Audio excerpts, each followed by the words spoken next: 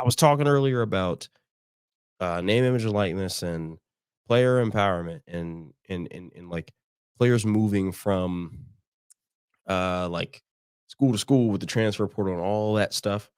Um, and it kind of just bleeds, or I won't say bleeds, but it kind of leaks right into the next topic of discussion, which is the NCAA tournament, because NCAA basketball is one of the biggest things that is being affected by the player movement, their ability to move and be empowered and all this stuff, right? So real quick, we are at the Sweet 16 portion of the men's tournament. As of this recording, this will release on Tuesday.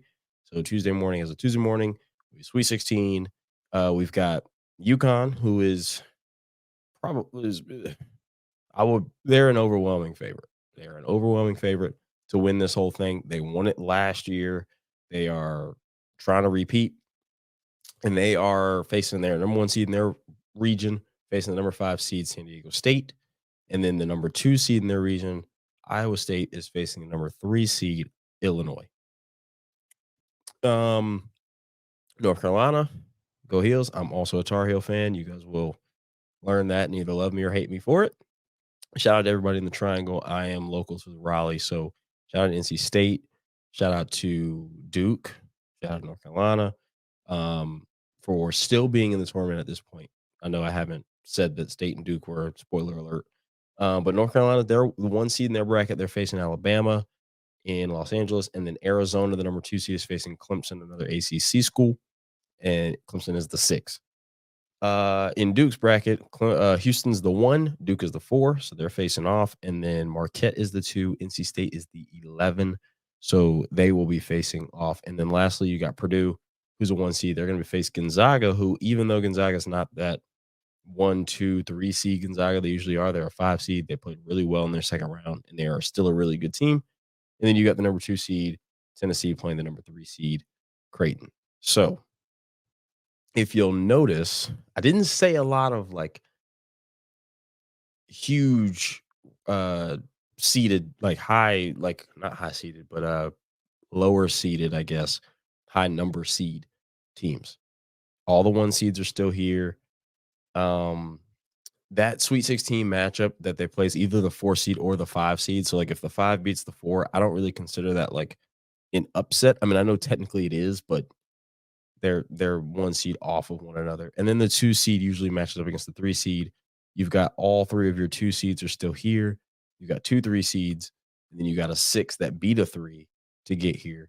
And you got the 11. Now, the path for the 11 is kind of crazy because the 11 beat the 6, which you get a lot of 11-6 upsets. You get a lot of 12-5 upsets. Those happen. You'll get a 14-3. You get lucky, you might get a 15-2. St. Peter's, shout out St. Peter's, beating 2-seeded Kentucky. I'll discuss that a little bit later. But so basically the 14 seed Oakland beat 3-seeded Kentucky.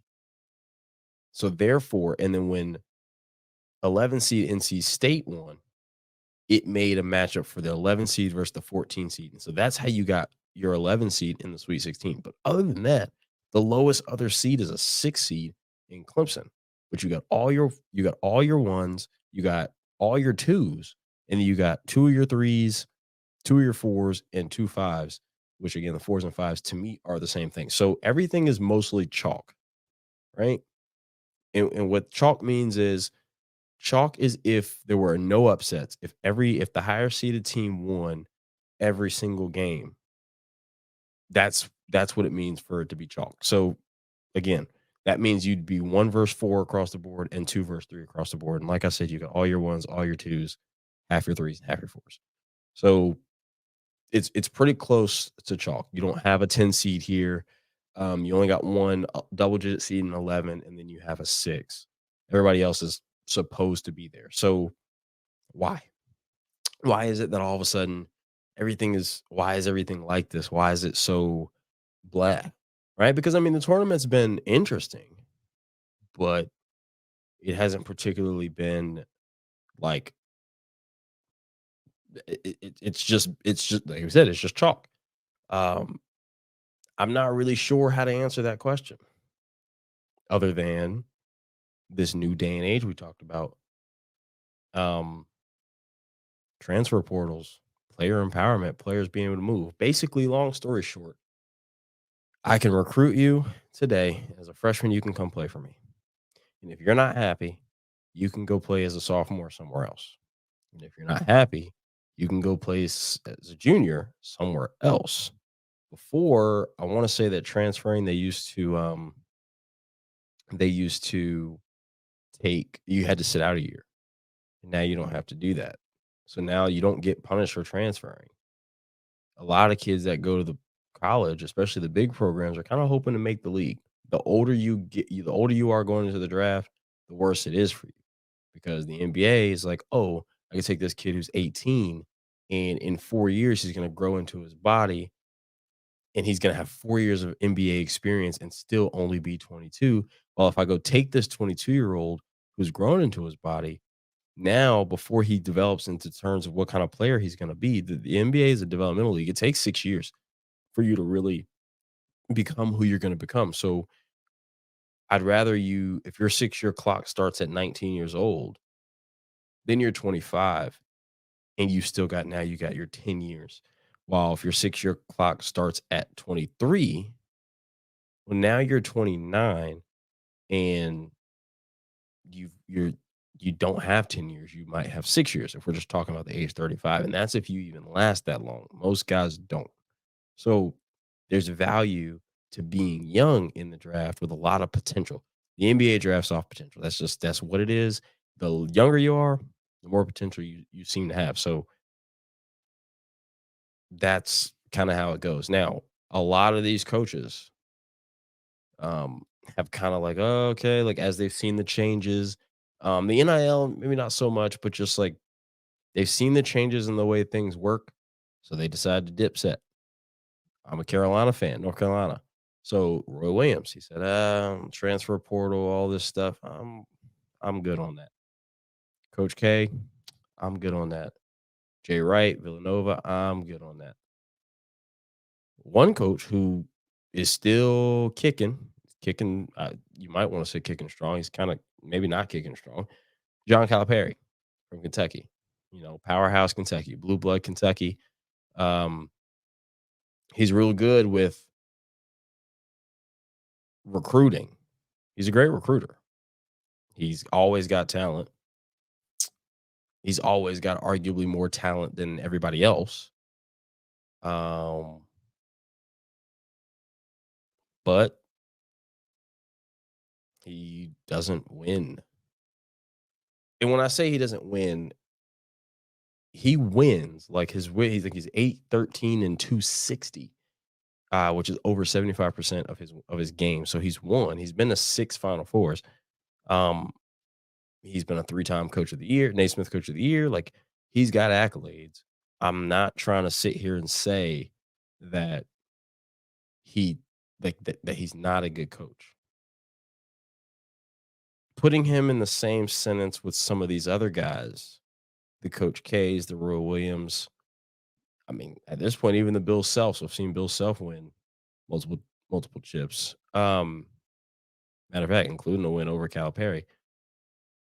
I, I don't know. I'm not putting him in that top tier of guys in my generation. I'm not talking about the Dean Smiths or the Rups or Bobby Knight. I'm talking about the guys who I grew up on. This is Tom Izzo, Jim Boeheim, Calhoun, Jay Wright, Roy Williams, Coach K. Like that, it's these guys I'm talking about. I can't put them in the top tiers with one championship.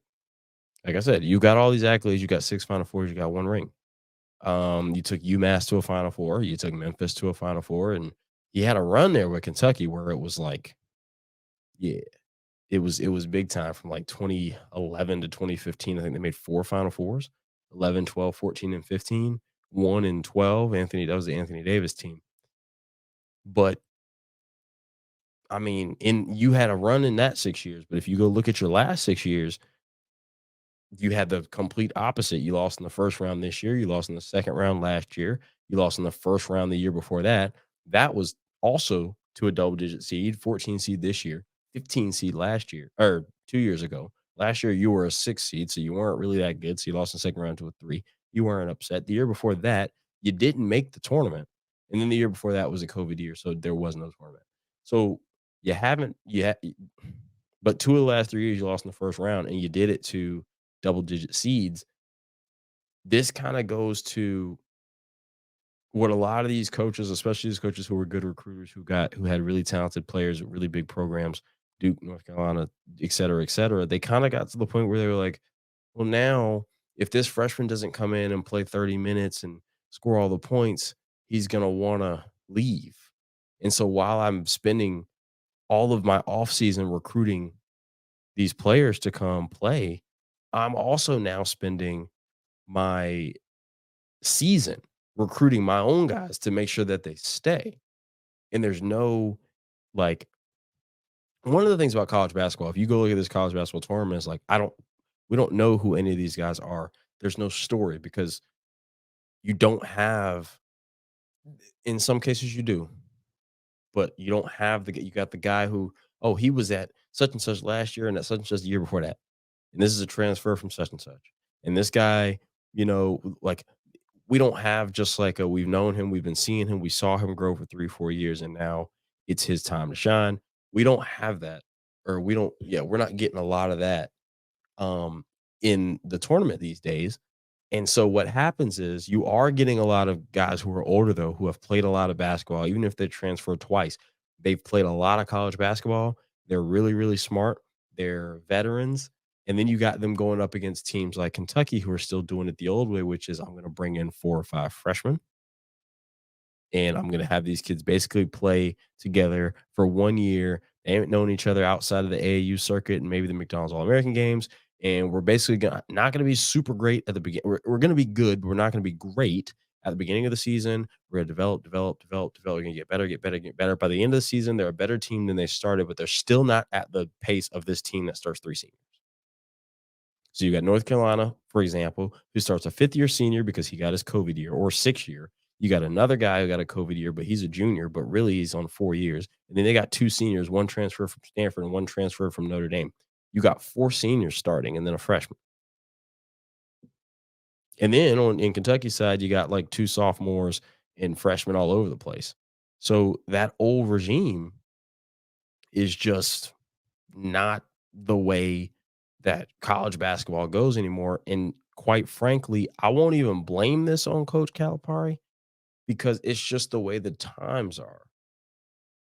You see, coaches have to adjust, and the coaches who kind of didn't, that's just not their steez. That's not what they got in this for, and that's not what they're trying to do. Bounced. Roy Williams said, I'm good. Coach K said, I'm good. Jay Wright, Jay Wright wasn't older the way, like Roy Williams has some health problems. Coach K's been coaching forever.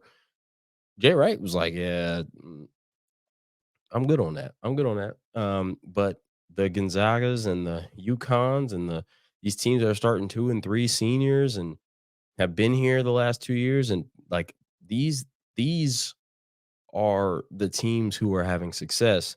And then you got Calipari, somebody who's at a program who wants to win. Even though Calipari has been quoted saying, we've seen him say, I'm not here to win. I'm here to get these guys to the NBA. And when you go look at the NBA, you see all the Kentucky guys, he's doing that part.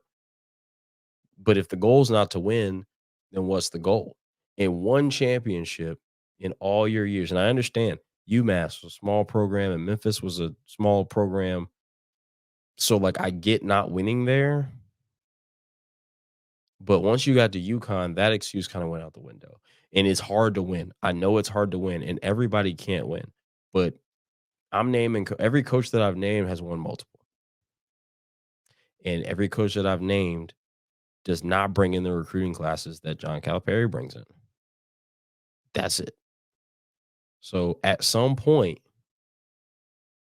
you gotta you gotta be better. You gotta be better. Do I think they should fire him? I feel really weird, like I feel really weird saying somebody should be fired. Like, I'm just not like I'm not like that. I don't know. I don't really like saying that stuff. I don't like calling for people's jobs and the way people put food on the table, clothes on their back, and roof over their heads. I don't like saying that kind of stuff just so willy-nilly. But is it time to for him to maybe reconsider the way the program is run?